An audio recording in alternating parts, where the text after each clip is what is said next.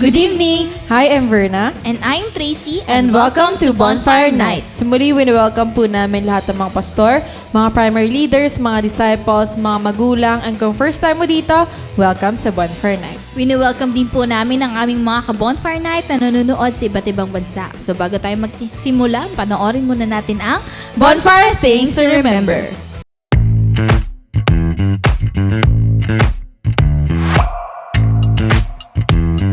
Here are your bonfire things to remember. Bring your notebook, Bible, and ballpen. Open your heart to the message. Hashtag Puspus Yarn. No unnecessary activities while watching. Hashtag multitasker. Wag ganon. Focus on the message through our speakers. No? Kasi kung makikita natin, ang gaganda ng promise. Ang gaganda ng Hashtag promise. focus ka lang. Invite and tag your friends. Be a blessing. Hashtag friendship goals. Engage by sharing your thoughts and leave comments below. Respond to the message and take action. Oh, huwag kalimutan mga ka-bonfire ha. Paalam!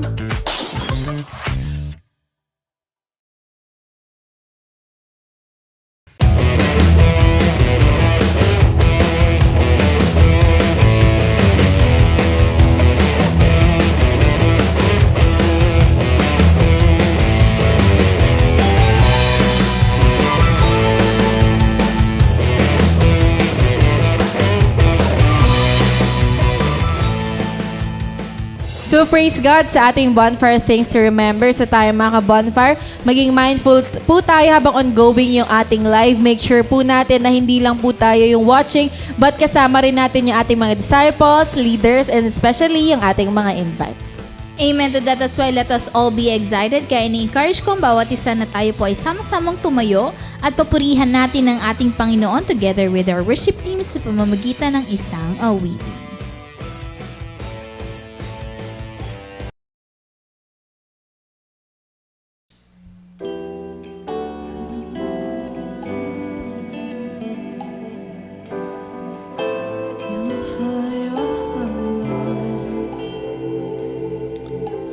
Here I stand before you now,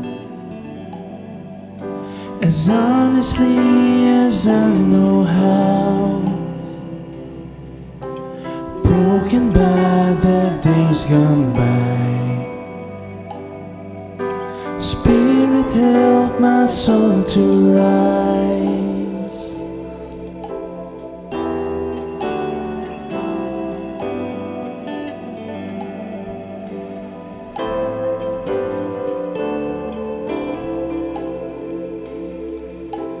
Try my best, but still I fail. And even then, you're with me there. You remind me I'm a child of God, regardless of the things I've done. Oh, my hope is found in perfect love. Oh, your mercy triumphs over judgment. Love wider than horizons, stronger than all sin. Lord, your kindness leads us to repentance, to the heart of God. Your heart of God is all I want.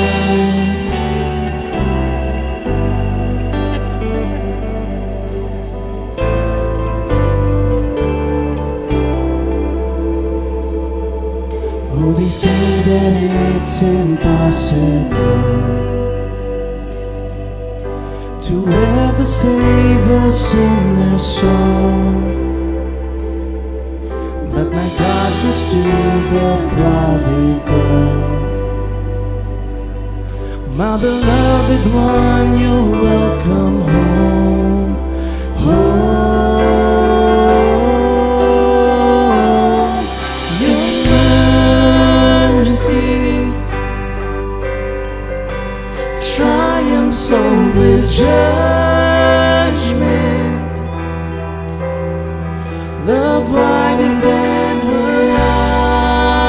horizons, stronger than all sins. Lord, your kindness, it leads us to repentance, to the heart of God, to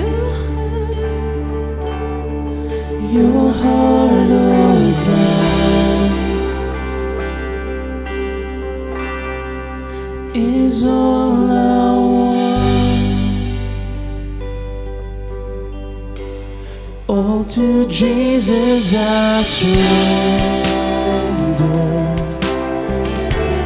all to Him I freely give. I will ever love and trust Him, in His presence daily. All to Jesus I surrender, all to Him I freely give. I will ever love and trust Him, in His presence daily. Oh, all to Jesus I surrender, all to Him I freely give. I will ever love and trust Him, in His presence daily.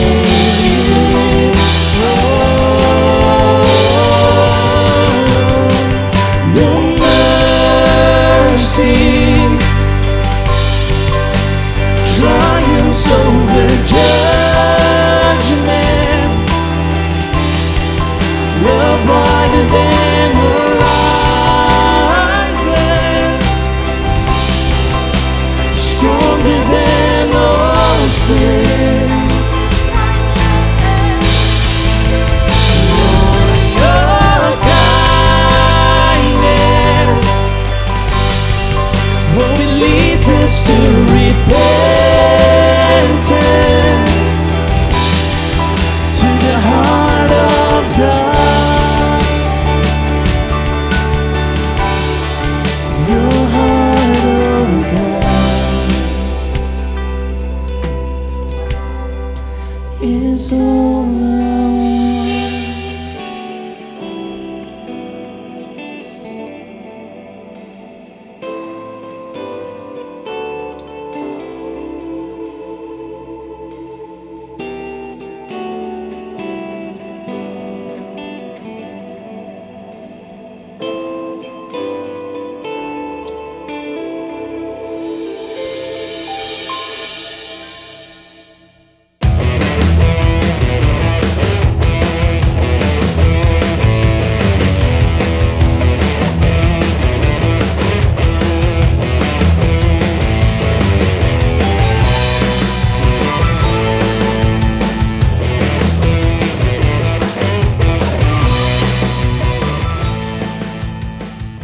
So praise God, and tonight let us all be excited dahil muli makarinig po tayo ng ating salita na ating Panginoon through our speaker. So we are reminding everybody na habang nakikinig po tayo ng message for tonight, tayo rin po ay active na mag-engage sa ating comment section. Amen to that. That's why let us ready our hearts and our minds sa message na mapapakinggan natin tonight. For our speaker, she is one of the primary 12 of CJS Gawaran, a leader of leaders, a loving wife and mother. Let's welcome Jen Colo.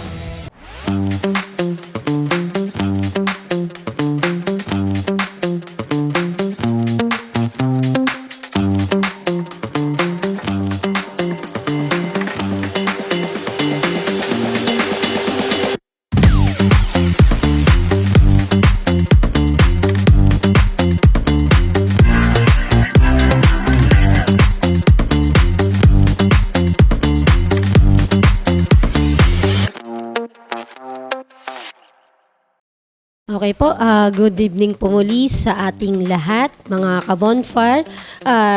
Salamat po muli sa mga tumatungkilik sa atin sa Bonfire, sa mga kasamaan po natin na nandyan po sa ibang bansa at mga disciple po natin dito at mga leaders, sa mga pastor po natin, Pastor Rami, Pastor Adel, at sa ating pong mga local na mga pastor po. So, good evening po sa bawat isa po sa ating muli. So, bago po tayo magsimula po sa ating gawain, tayo po muna ay manalangin. So, samahan niyo po ako manalangin kahit po nandyan po kayo sa mga bahay po ninyo. Ayan po, tayo po ay manalangin. Panginoon, maraming salamat po muli sa pagkakataon na to na ipinagkaloob niyo po sa akin upang mag-share po muli sa inyong mga salita. Lord, dalangin ko po na samahan niyo po ako, na kayo lamang po ang maitaas ko, Panginoon, at kayo po ang patuloy na magbukas din po ng isipan, ng puso po na makikinig sa mensahe niyo po sa gabi po na to. Kayo po ang patuloy na manguna, Holy Spirit, lukuban mo po ang bawat isa po sa amin upang ito pong message niyo po na to ay amin pong maisabuhay bilang isang disciple, Panginoon. Lord, maraming salamat po muli sa pangalan po ni Jesus. Amen. Okay, so magandang gabi po muli sa ating lahat. Okay, so ang share ko po ngayon sa gabi po na to ay magatan ko po siyang call to make disciple. Ayan, so ito pong verse po natin na to ay lagi po natin tong naririnig. No? So familiar na po tayo sa verse po na meron po tayo. So ito po ay sa Mateo 28:19 to 20. So basahin ko po sa Tagalog po, no?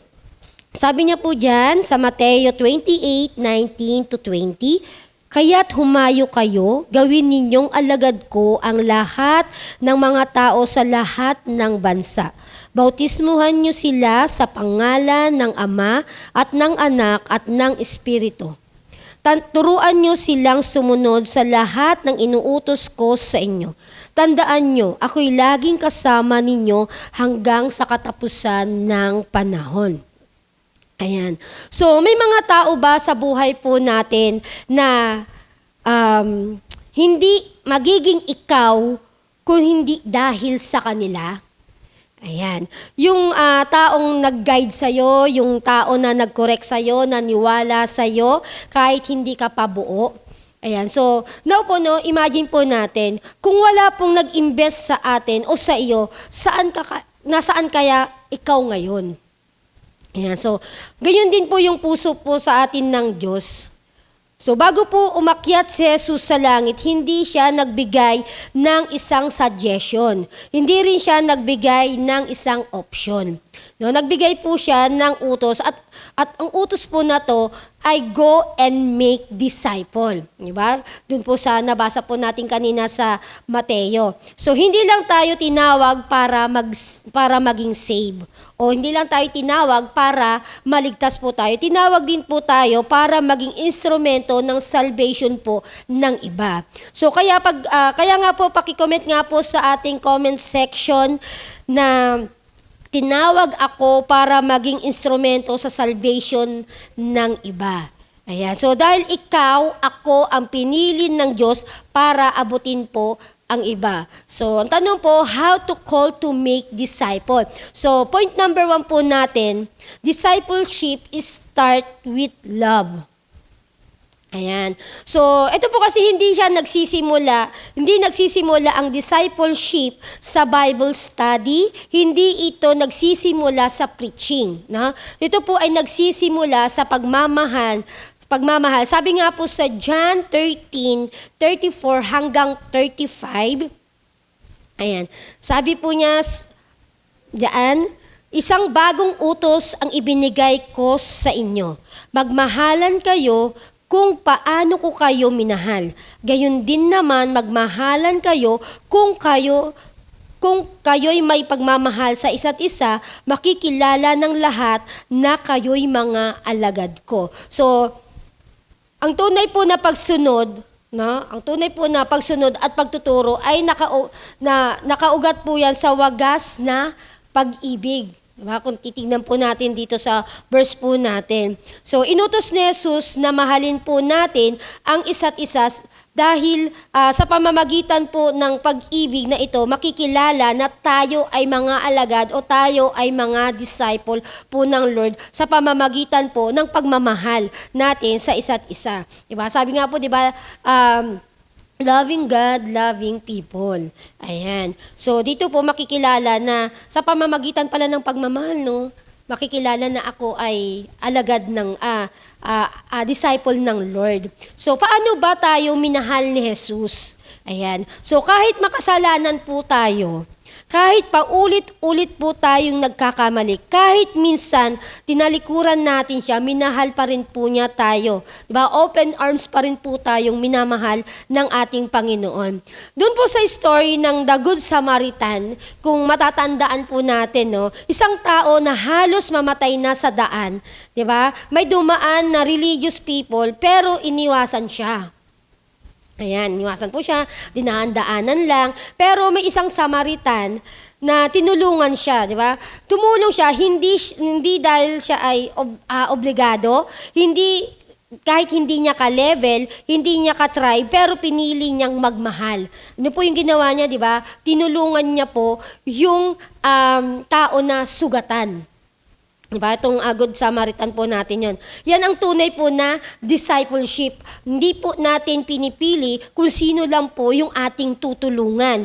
Yan, no? So, hindi convenience, hindi comfort yung nangyari nun. Compassion po ang ipinakita nung Good Samaritan. So, sa atin po dapat, nangingibabaw din po ang compassion natin sa mga tao po na sa paligid po natin. So, tingnan po natin, no, yung mga nasa paligid natin.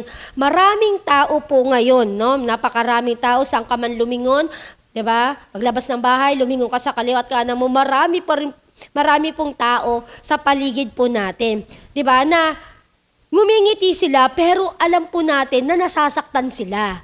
No? May sakit po pala sila na dala-dala sa damdamin nila, na malakas sa labas, pero durog po sa loob. Yung mga tao po na nakikita po natin dyan. So, mukhang okay, pero wala na pala. Di ba? At baka ang sagot sa panalangin nila ay ikaw. No? O tayo po yung sagot sa panalangin nila doon sa sitwasyon na nararamdaman po nila. Kasi nga po, 'di ba, dapat meron tayong compassion sa ating sarili, sa ating kapwa. Ayan. So, hindi po sermon ang kailangan nila agad. No, hindi po sermon yan, hindi po advice ang kailangan nila agad. Minsan kailangan nila ng taong makikinig, yung taong magmamalasakit, mananatili. Diba? At tayo yung hinihintay nila. So, ano po yung dapat nating gawin, no? Kasi naghihintay pala sila sa atin. Ito po yung sinasabi na kailangan ipag-pray natin yung mga nasa paligid natin. Dito po lalabas yung prayer of 3. Diba? Kailangan ko itong ipag-pray kasi ganito pala. Diba? Hindi naman po natin sila madadala agad sa hilahin mo sila. Punta ka na sa church, punta ka sa cell group namin. Diba? So, kailangan po natin muna silang ipag-pray. Yan. Kailangan muna po na talagang na nilalapit muna natin sila sa Panginoon. Kasi alam naman po natin na kapag wala pong prayer, yung ginawa po natin, hindi po natin sinama ang Lord sa ginagawa po natin, ay baliwala po lahat ng gusto po nating mangyari. Lalo na po sa cell group po natin. Ayan. Kaya nga po dito na mahalaga po na yung compassion po natin sa paligid po natin ay maramdaman din po nila. Ayan. So, mahalaga po na talagang madala po natin sila sa Panginoon. Kasi alam po natin na hindi lahat ng tao na makakausap natin ay kaparehas ng nararamdaman natin. Yung mga tao na kausap natin ay may Diyos din na kagaya natin. Diba? So, maaring ikaw na yung instrumento o tayo yung instrument ng Panginoon para maipakita natin na love natin sila. Ayan. So, wag natin piliin na ito, mahal ako nito, kaya ito lang din yung mamahalin ko. Di ba? So, dapat ipakita po natin yan na kahit hindi po karapat-dapat, kailangan pong mahalin. Kasi, kung titingnan po natin sarili natin, hindi naman din po tayo karapat-dapat, pero inibig po tayo ng Panginoon. Ayan. So, kaya po, kailangan po nating kumilos na. Ayan. Kumilos na po tayo kasi kung ang nararamdaman po ng iba ay ayan na, mahirap na, di ba? Bakit di mo pa dinadala sa Panginoon? Ano pang hinihintay mo? Di ba? Ano pa yung hinihintay natin? Bakit hindi natin sila dalhin sa Panginoon? Ayan. So, wag po lang natin piliin yung mga dadalhin po natin sa Panginoon. Ang dami po sa paligid po natin na pwede pong madala. Okay? So, ito po, point number 2 po natin, your life is the message. Sabi niya po sa Titus 2:1 o Tito 2:1, ayan, kaya naman ituro mo ang mga bagay na angkop sa wastong aral. Ayan. No, so dapat tugma po yung ano natin dito, tugma po yung tinuturo natin at yung pamumuhay po natin. Mas malakas dapat yung boses ng ugali po natin at gawa kaysa sa salita lamang. Ayan. So, ikaw po o tayo po kasi yung halimbawa ng katotohanan na ibinabahagi po natin. 'Di ba? Kaya nga po, your life is message. 'Di ba? Dapat yung buhay po natin na ano man yung inaak natin, ano man yung ginagawa natin, talagang napupulutan tayo ng magandang halimbawa. Ayan. No, na kumbaga parang dapat makita ka pa lang, ay, ano yan, di ba? Si ganito, dapat tularan natin yan. Kasi yan, hindi yan nagmumura. Ayan, naglilingkod yan sa Lord. So, dapat maganda yung nakikita nila sa atin kasi nagsiserve tayo sa Lord. Kasi pangit naman yung image na naglilingkod ka sa Lord, pero pangit pala yung nakikita ng tao kasi yun pala yung pinapakita mo.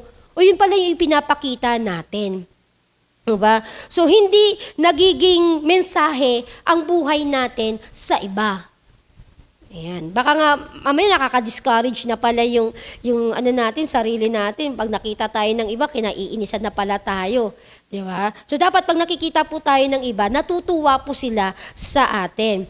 Diba? So, hindi sapat kasi na, hindi sapat ang alam mo lang, no? So, ang mahalaga ay kung paano ka namumuhay. Kung paano po tayo mamuhay, kung paano po tayo the way na magsalita, the way na kumilos, ayan po. So, tignan po natin ang ginawa po ni Jesus, no? O ni Jesus, na paghuhugas po ng paa sa mga disciple. Ayan. So, si Jesus, hari po yan ng lahat. Ayan. So, alam naman po natin yan, no? Pero, lumuhod at naghugas siya ng paa. No, inugasan niya po yung mga mga alagad niya. 'Di ba? Kasi sa culture nila, lowest servant ang gumagawa po ng ganun. Ayan. So, pero ang ginawa po ni Jesus, no? Pero bakit ginawa po yun ni Jesus? Para ipakita na ang tunay na pagmamahal ay marunong pong magpakumbaba. 'Di ba? So, alam po ba natin na pwede tayong mag-share ng Word of God sa buong araw, pero kung ang ugali mo po, 'di ba, sa bahay ay walang impact. Kasi minsan po, 'di ba, ang ugali po natin ay napapakita natin yung natural na tayo pag nasa loob po tayo ng bahay. Pero pag nasa labas na po tayo, nag-change po tayo, 'di ba, para tayong may maskara.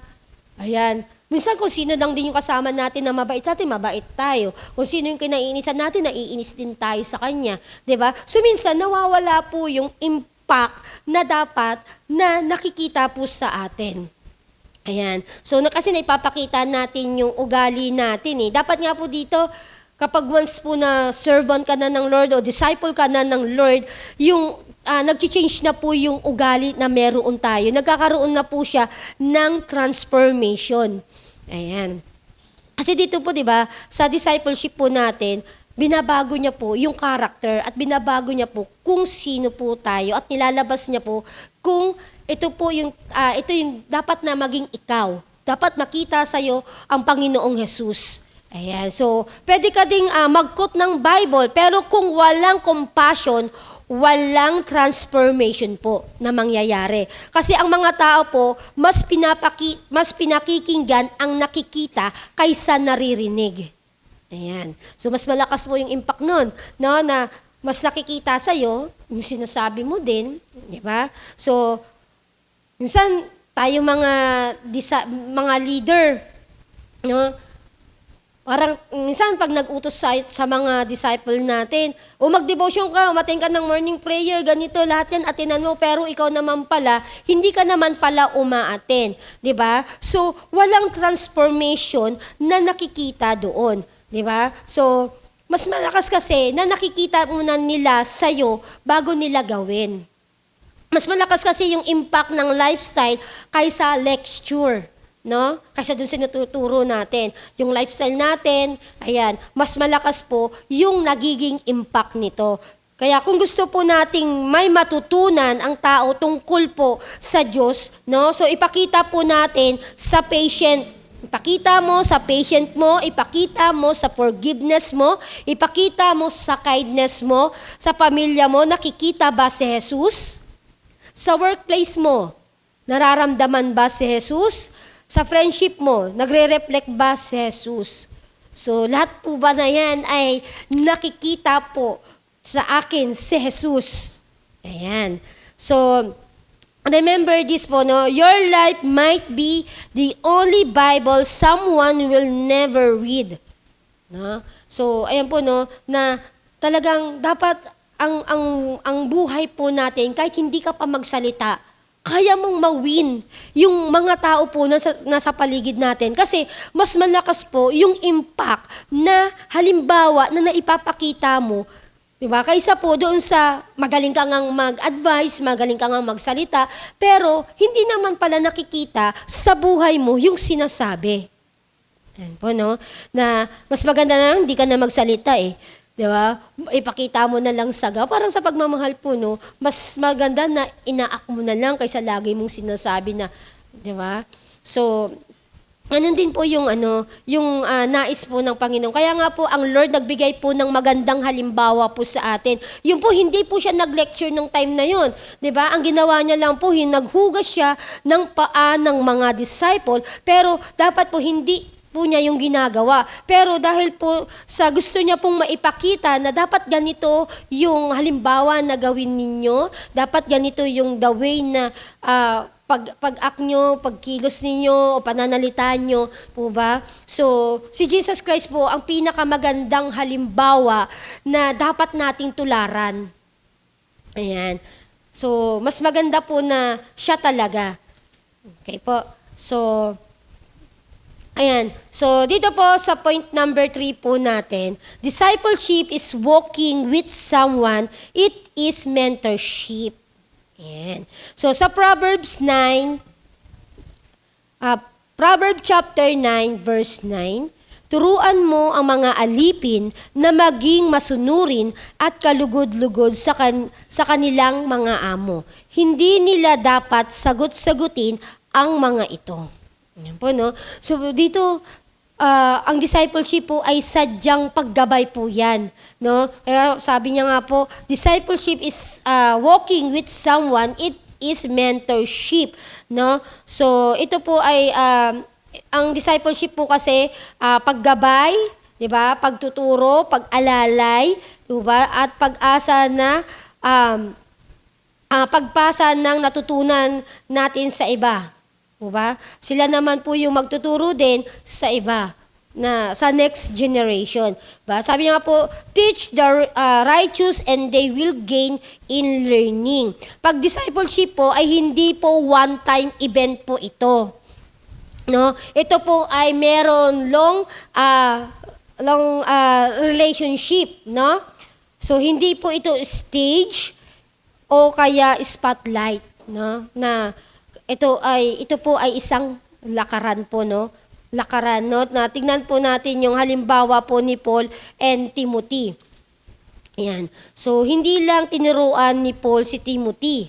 O ba? Hindi lang po niya tinuruan si Timothy dito. Ito po ay sinamahan niya. Kasi nga po, di ba, ito po ay tinuturuan po ni Paul si Timothy. Sabi nga po, di ba, na ang discipleship ay isa pong paggabay, isang pagtuturo, isang pag-alalay, po ba, na ang mga natutunan po natin ay maipasa po natin. So, dapat po, ang gawin din po natin, yung mga alaga po natin o yung mga naipapasok po natin sa process. Kasi kung titingnan po, para silang mga kinder, no? Na kailangan pong ihatid sa school. Yan pang mga kinder po, di ba? Ihatid sa school. Minsan babantayan sa school. Minsan nag-iiyak pa sila kasi nahihiya sila na iba yung kasama nila kasi hindi sila nasanay sa social life, ganyan.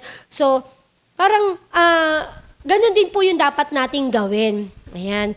Kasi 'di ba, dapat tayo pong mga may inaalagaan na pinapasok po sa process, dapat po ganun po yung pag-care po natin sa kanila. Nasasamahan pa po natin sila, 'di ba? Lagi po silang i-remind, 'di ba? Kumbaga parang hindi pa po kasi nila kaya.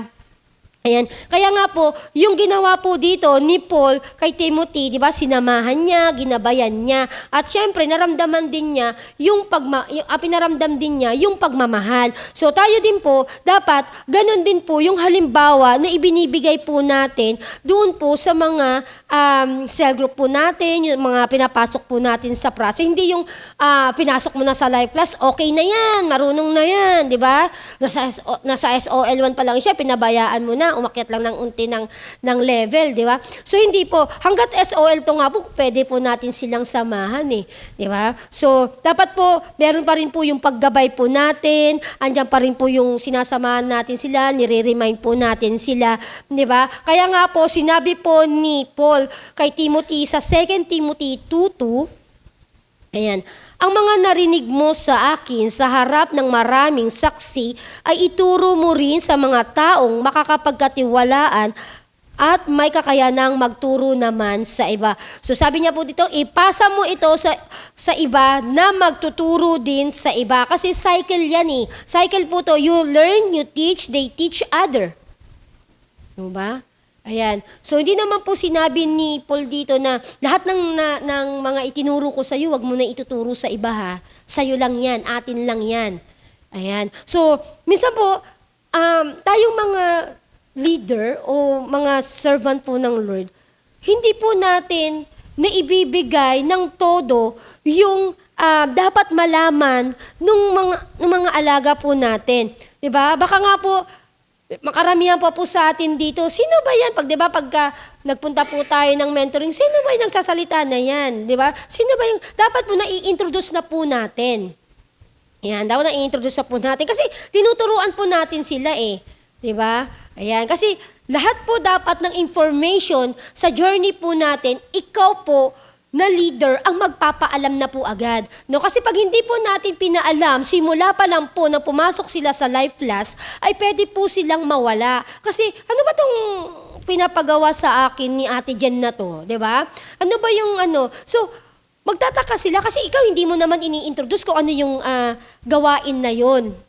Diba? O ano yung nilalakbay nila dito sa journey na ating nilalakbay po. Ayan. Kasi dapat po, sinasamahan din po natin sila, pinapaalam natin yung bawat tao na nasa paligid na, ito yung pastor natin, ito yung, di ba, ito yung leader dito, ito yung asawa niyan, ito yung mga primary dito, para pag nagkita-kita, alam niya na.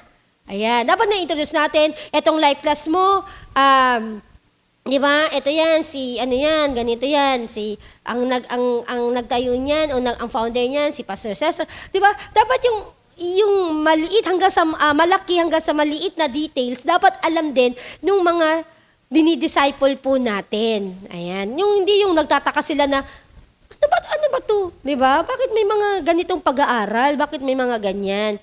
Kasi hindi lang po nagtatapos yan na winunverse mo sila, kinonsolidate mo sila, o ipapasok kita sa life class ha, pero hindi mo naman, diba? Hindi mo na sila nire-remind. Oy, ano na? Diba? Attend ka na. Ayan. So, doon po nawawala yung ating mga inaalagaan. Ayan, kasi kulang po tayo minsan sa pag-care, sa pagtuturo sa kanila ng mga dapat po nilang malaman. No, hindi lang po dahil sa umatin po sa cell group, yun lang po yung ipapaalam mo natin, na itatalakayin po natin yung mga tanong. No? Hindi po dapat ganun. Dapat po pinapaalam na po natin, simula pa po nang ma-one-verse natin sila, ipaalam na po natin sa kanila lahat. So, discipleship is a chain reaction. Na? So, ayan po, no, na talagang ito po ay cycle po dapat. Hindi mo kailangan maging pastor, hindi mo kailangang maging expert. Discipleship can look like coffee conversation. Ito po yung tipo na nagkakape kayo, di ba, nagkakape kayo, nag-uusap kayo about sa discipleship. Ayan, hindi yung kung sino-sinong tao yung pinag-uusapan po natin.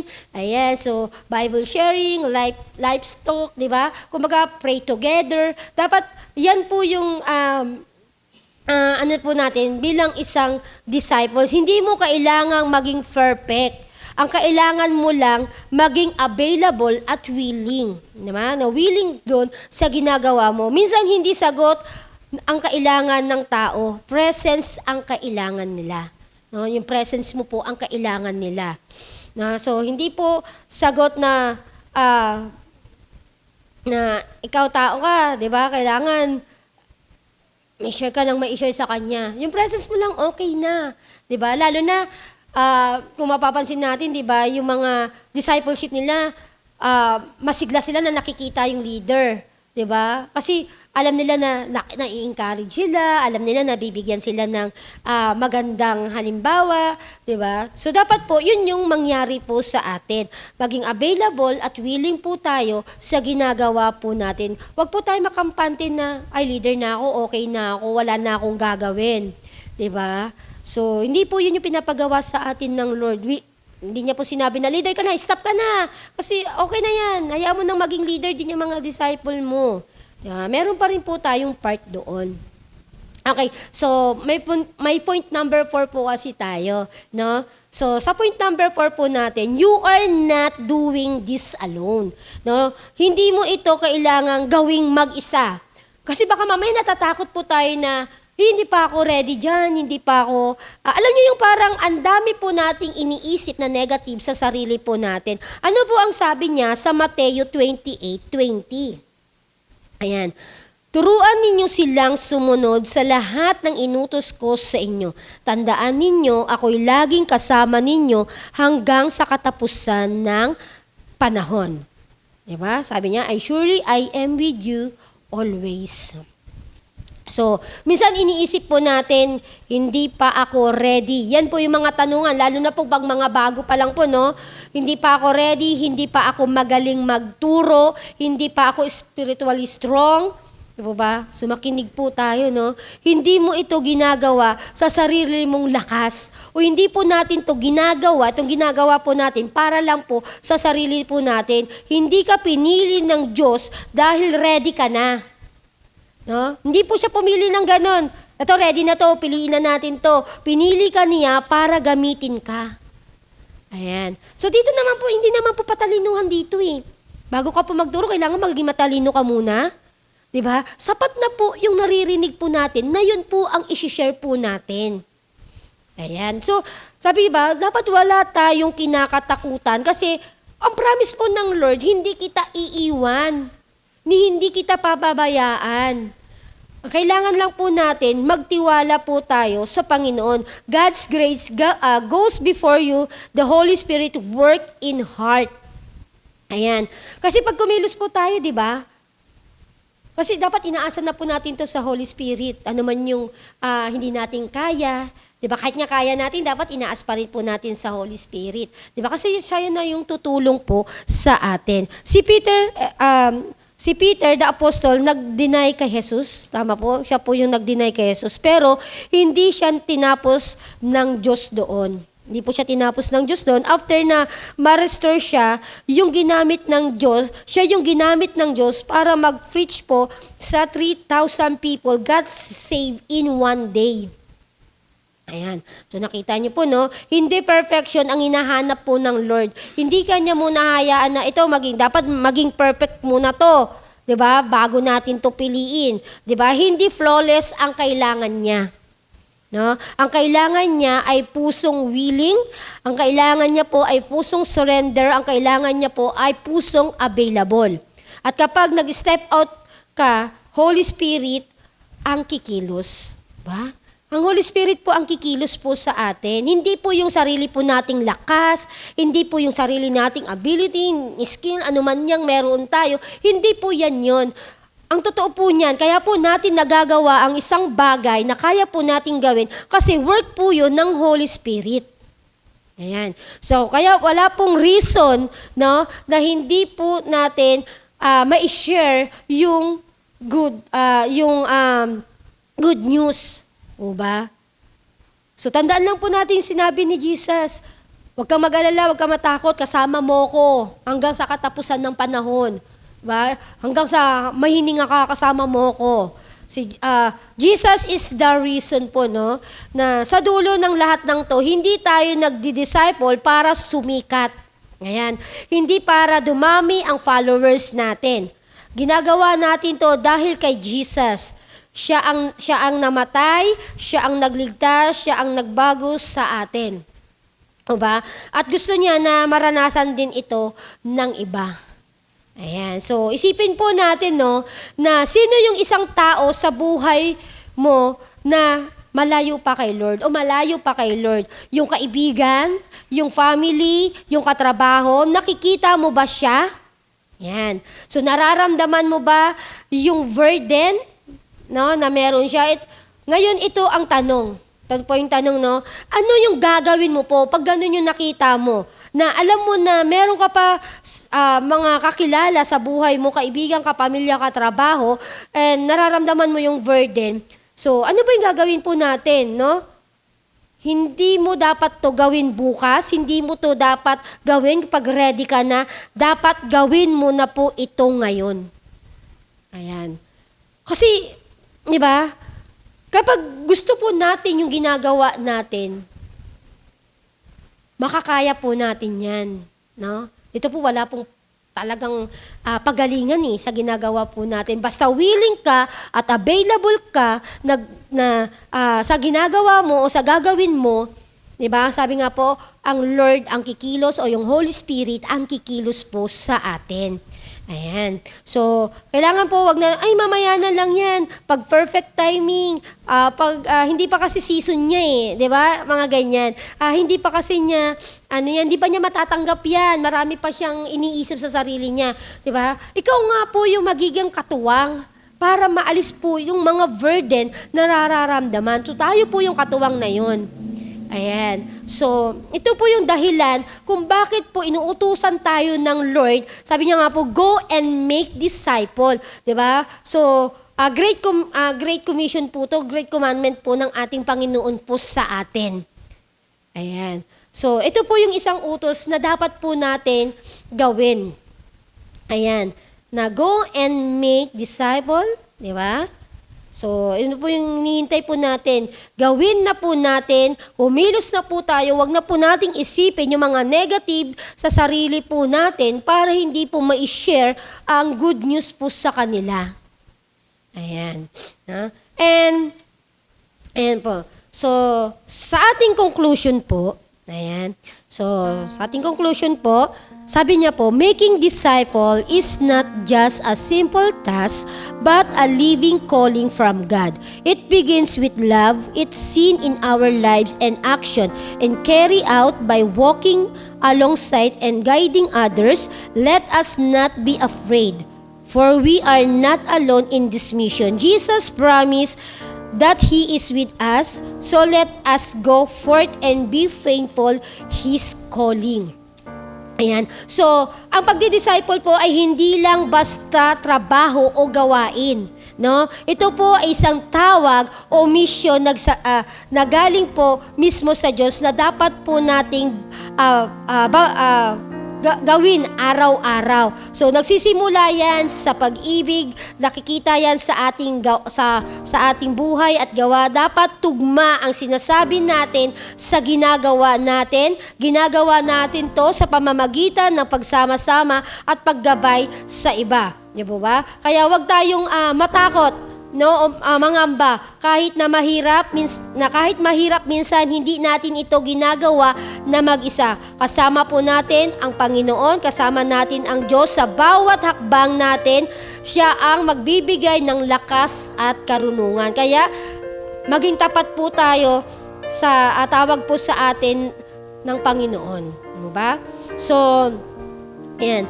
Dapat po, tandaan po natin, hindi ko kailangan matakot. Dapat matapang ako, conqueror ako ng Lord. Diba? So, yan po, no? So, tayo pong lahat ay manalangin po sa pagsasara po ng ating pong gawain.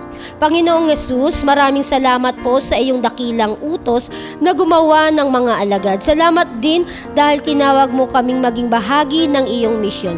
Tulungan mo po kaming unawain na ang discipleship ay nagsisimula sa pag-ibig. Bigyan mo po kami ng pusong mapagmahal sa kapwa, gaya na pag-ibig po namin.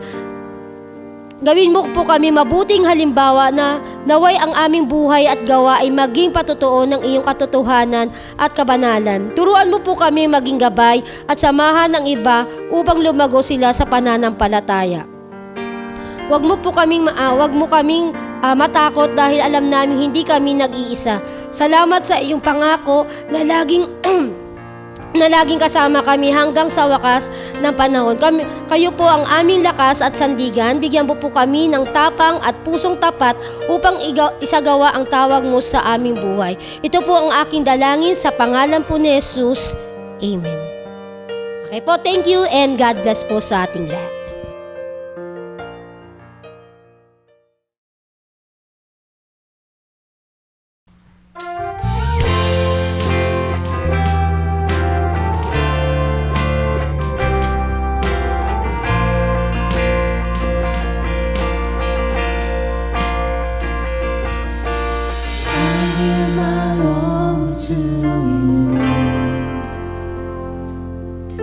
Send me and I will go for you to the ends of the earth.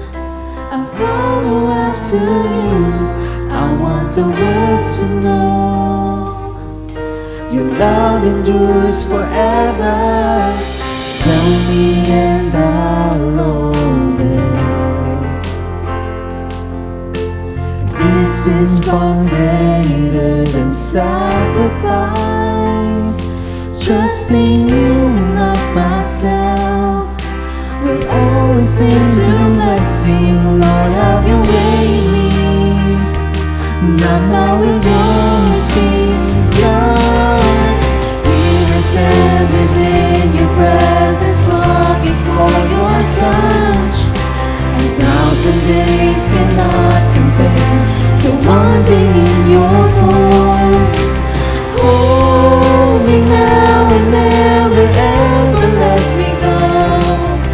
My Jesus, my precious Savior, I'm forever yours.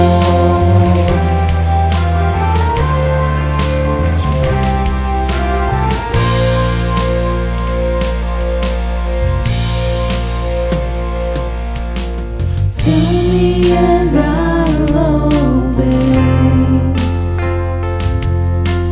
This is far greater than sacrifice. Trusting you and not myself will always lead to blessing. Lord, have your way in me. Not my will, yours be done.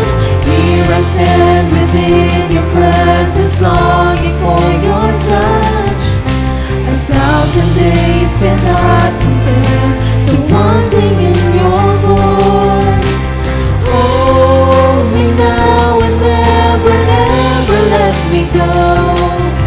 My Jesus, my precious Savior, I'm forever yours.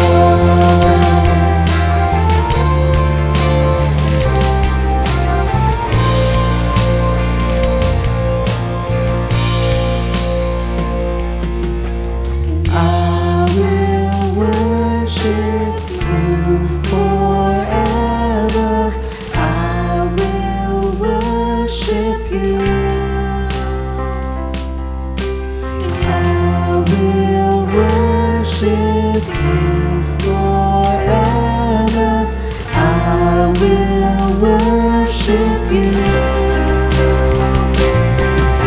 And I will worship you forever. I will worship you. And I will worship you forever. I will worship you. Here I stand within your presence, longing for your touch. And 1,000 days cannot compare to one thing in your courts. Hold me now and never ever let me go. My Jesus, my precious Savior. Here I stand within your presence, longing for your touch. And 1,000 days cannot compare to one thing in your courts. Hold me now and never ever let me go. My Jesus, my precious Savior, I'm forever in love. Will worship you forever. I will worship you. I'm forever in love. Will worship you forever.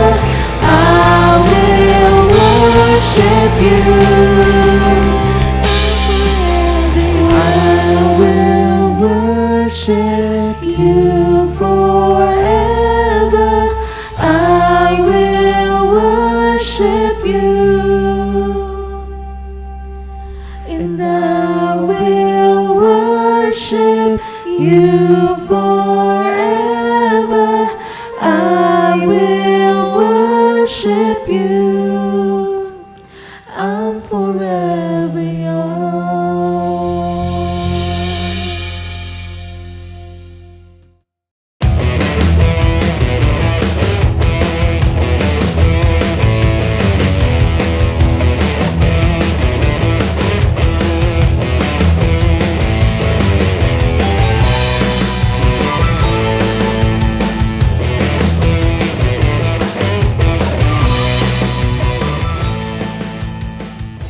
Praise God and thank you po Ate Jen sa message na hinatid niyo po sa bawat isa. Alam ko marami din po tayong natutunan. That's why we continually encourage everyone na patuloy niyo pong i-post ang inyong mga takeaway lines sa inyong mga social media sites using this hashtags.